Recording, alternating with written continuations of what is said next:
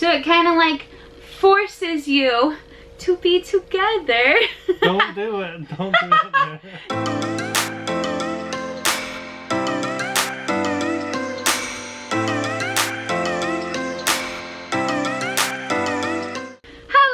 Hello everyone. So today we are going to be talking about the pros and cons of living in an RV camper.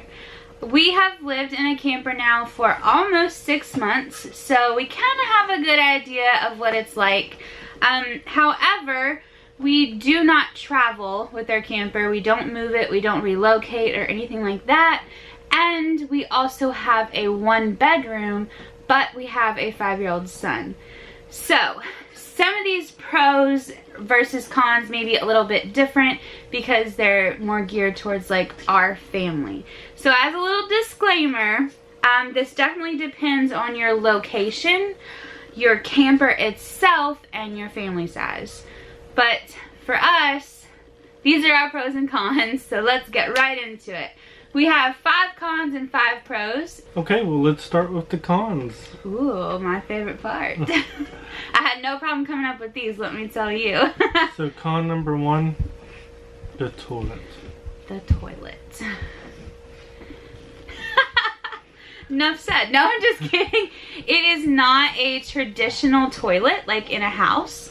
It is plastic, so whenever you sit down on it, it's a little bit like wobbly, wonky. It kind of creaks. It doesn't feel very secure. Yeah, it's not very comfortable. Leon's giggling in the background. And it also has a flush foot pedal. So instead of like flushing it with the handle or on the back or anything like that, it's a foot pedal. And the water pressure, which is fine, that's not like a con really, it's just different. But the water pressure is not really as fast because it doesn't like fill up in a tank and all come down at once like whoosh, you know, like a normal toilet. It just comes out as you press it like a faucet would or something. So like the pressure isn't great to really get everything down, you know, sometimes. And you have to flush it multiple times, or you have to like use a spray bottle, which is what we do. We actually saw on a video about like living in a camper to use a spray bottle, and it does work. It really does. And they also said to use vinegar, and we're like, we're not using vinegar.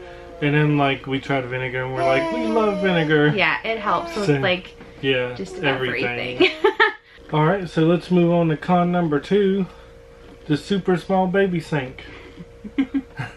Yeah. The sink in the kitchen is very, very tiny, and it's not that it fills up quickly. I mean, it does, but that's not really the issue. The issue is whenever you try to wash something like a pan or a colander or even just like a dinner plate, it is awkward in the sink and it's hard to rinse, and water kind of is just like, whoa, like everywhere. And it's kind of a disaster sometimes. The faucet doesn't really move. It's kind of short and small. Like it swivels back and forth, but it doesn't like detach or anything like that, which also makes it a lot more difficult. And the counter's small too. So you can't really like have, you know, your sink strainer and all this stuff on your counter because it's tiny. We use our table a lot to like prep food and stuff for dinner. So yeah. Every day. Every day. Every day. Well, not every day. We eat out. Every day. Quite often. No, we don't. No, but really, yeah. Definitely the sink and the counter are tiny. It's not like a huge issue, but it's definitely annoying to get water everywhere. Always. Yeah. Always annoying. Always. Okay. Number 3 for the cons. The fridge. Yeah, I'll let you explain this one. Go for it. This is John's like biggest con probably. The fridge has all kinds of problems. Number 1, they just started using electric fridges, these like smaller fridges, RV fridges, in these campers. And because, you know, a lot of people aren't using them longer than a week or 2, they hook their RV up and they think everything's fine and it works perfect. But it turns out some of these people are cutting corners and they're not putting enough Freon in them. So after a week John's or like two, mad at the camper company. He's like, because that's what they're doing. But after a week or two, you know, the freezer starts to ice over, so you have to unthaw it. And if you have anything in the freezer, when it starts to freeze over, your refrigerator stops working because it freezes over the hole where it blows down in the fridge. All your stuff goes bad. And that's something that we deal with like once a month. And before we buy groceries, you know, every other week, we started just going ahead and, you know, thawing it out so we don't lose anything. Yep. It's not really the size. Like, it is smaller than, you know, a residential fridge, but that's not really what bothers us. Maybe because we're only a family of 3, but that for sure. Just here recently, we're kind of being lazy and didn't defrost it when we should have, and we lost like everything in our fridge. Yep. So yeah, that's definitely an issue. I don't know if it's just this model or all campers, but our fridge is Everchill brand and the camper's Puma. So look out for that, guys. If it has an Everchill fridge in it, walk away. Walk away. Walk away. Okay, con number 4. Movement. Mm-hmm. So I don't really care about this that much unless I'm trying to go to sleep. But this is like Jody's pet peeve. I think this is probably my number 1 pet peeve. And it's honestly not that bad. I think it's where I'm pregnant and everything kind of feels like, whoo, anyways. Because when we first moved in, I didn't even notice this. This was before I got pregnant. But there's a lot of movement. Like, you can just walk across the living room, and if you're sitting on the couch and somebody else walks across the living room, I said that really strange. What kind of is like this a little bit. Well, what happens is you have these jacks underneath the back, right? And slowly they give out. Yeah. And it's on your tires on the back of the RV. And the tires have shocks and stuff in them, you know, for the highway. And when the jacks just start barely coming down, you can feel the suspension on the tires if you're in a bedroom and somebody else is in here, like moving around. Because in the bedroom, it just has the post that comes down and touches the ground. Yeah. So, like, when somebody moves back here and you're bouncing up and down on the tires in the bedroom, you're like, oh no, I'm in a boat. Yeah, yeah, you feel it for sure. And like I said, to be honest, if I wasn't pregnant, I don't think it would be an issue because it's very subtle, but I can feel it okay. And it's worse when you're on the slides, like versus standing in the middle, like versus on a slide, it's a lot worse. Yeah, if you flop down on the couch, you don't have to worry about it tipping over or anything. But the person in the bedroom is going to be like, what is going on in there? So basically, John said Jody's going to be like, what is going on in there? Yeah. Okay, so con number 5. I feel like this is more so a con because we have a child, but I mean, it's a con for us adults as well. No bathtub. No bathtub. And now some RVs do have a bathtub, but even so, they're really tiny. They're really small. You couldn't stretch out in them or anything like that. We have a lip on our tub that's about 4 or 5 inches, and it works great for our son, Leon, but it doesn't work great for me, and I've tried. Trust me, I have tried, and it's just not, it's not a bathtub, guys. Okay, so moving on to the pros of living in a camper. Number 1. The price. Yes. Super cheap. Yes. So the price of a traditional RV, even the biggest, so the price of the biggest RV you can get, destination camper, brand new, is about $48,000. Let's say $53,000 after taxes. Yeah. So 53, you can probably talk them down to 50. You can get a 30-year loan. 15. Well, 15-year loan. 15-year loan, yeah. I mean, you're looking at $500 a month. And that's for like top of the line, brand new, biggest one they have. And then you can get lot rent anywhere between $450 a month to whatever you're willing to pay. Really? Yeah, thousands, really. Yeah. But the thing is that depends on your location. We're in Florida, so obviously it's going to be more expensive if you are going to another state because this is like a vacation destination. We have found cheaper lots. Yeah. but we don't want to go to them. Yeah, I like where we're located. But the lot rent includes all of your bills, even electric. Some locations, including ours, if you go over the allotted electric, they will charge you, but not for like the full amount or anything. But it includes, you know, water, trash, sewer, electric, cable. Even it includes cable. Some places include Wi-Fi. So I mean, when you say $500 for lot rent, which is just a random number, you know, it's not like what we're paying or anything, it's just random. That might sound like a lot, but it includes everything. So it's really, really cheap.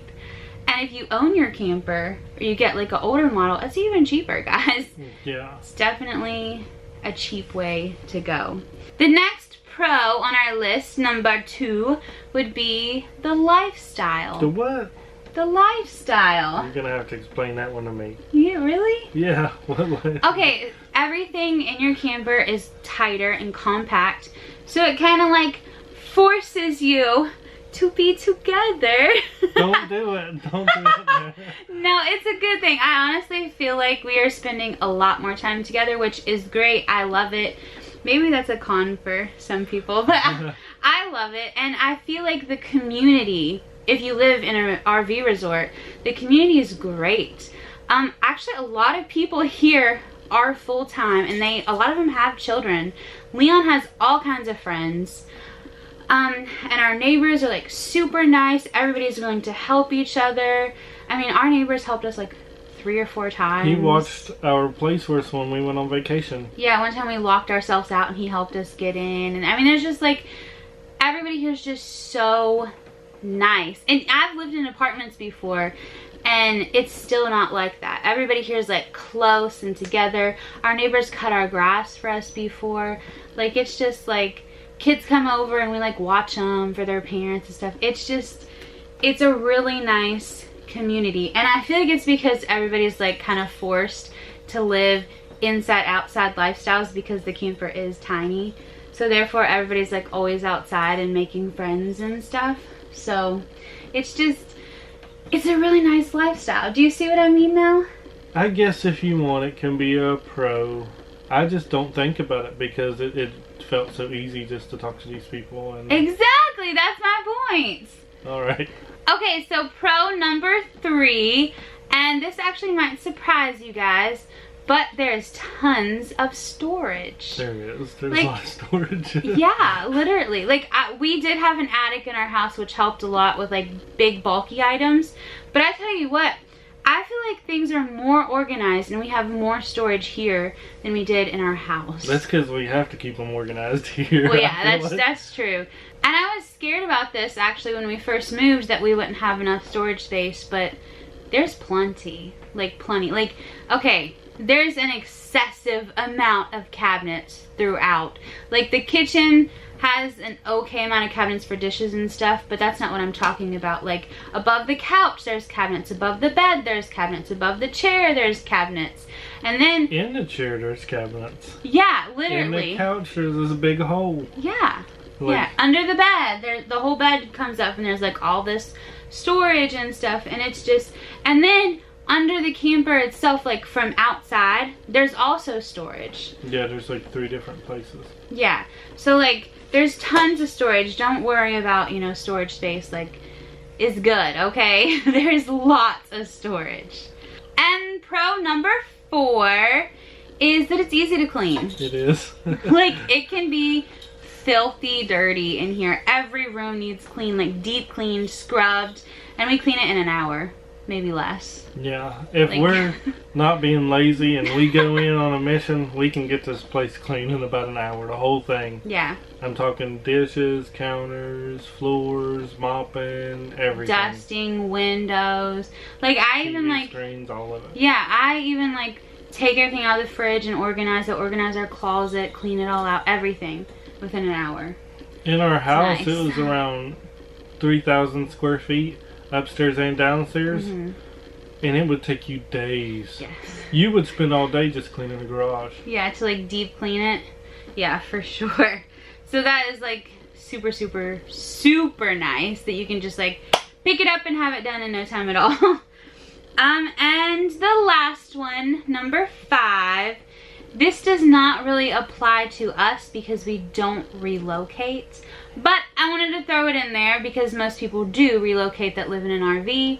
And that is that you are able to relocate. If we get tired of this place, we can roll out. Yeah, like that. Like there's no lease, you know, there's no anything tying you down. You just hook it up and you go. And you can go wherever you want. There's normally always places open, like across the whole United States, Canada, Mexico, like wherever you want to go. As long as your car will take you there, you can go. Which is pretty amazing. But we don't do that. We don't relocate. I'm more of a nester. You know what I mean? I like to nest, build some roots, grow a tree. You know, yeah, personally. You're not a nomad. But it'd be nice, you know, if you were into that, that's an option you can do. Yep. And that is it for our list of pros and cons of living in an RV camper. And now it is time for our birthday shout outs. Happy birthday to Brianna. Happy birthday, Jacob. Happy birthday to Leanne. Happy birthday, Sierra. Happy birthday, Nathan. Happy birthday, Kayla Marie. Happy birthday, Rodney. Happy birthday, Zinnia. Happy birthday, Annette. Happy birthday, Cameron. Happy birthday, Jada. And happy birthday, Janeska. We hope you guys have a wonderful birthday, but that is pretty much it for today. I messed up on that person's name. What, you pronounced it wrong? Yeah. Well, say it again. Who? Janessica. Janessica? Yeah. Oh, well, that's okay. I mispronounce names all the time. Sorry, guys. We really are sorry. We really do try to pronounce them right. I'm sorry. Yeah. But that's pretty much it for today. Thank you guys so much for watching. Please like and subscribe. We'll see you tomorrow. In the next video. Bye.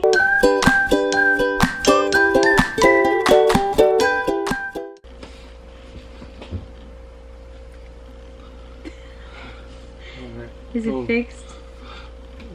You still have a little piece right here. I don't care. Pull it out. Okay.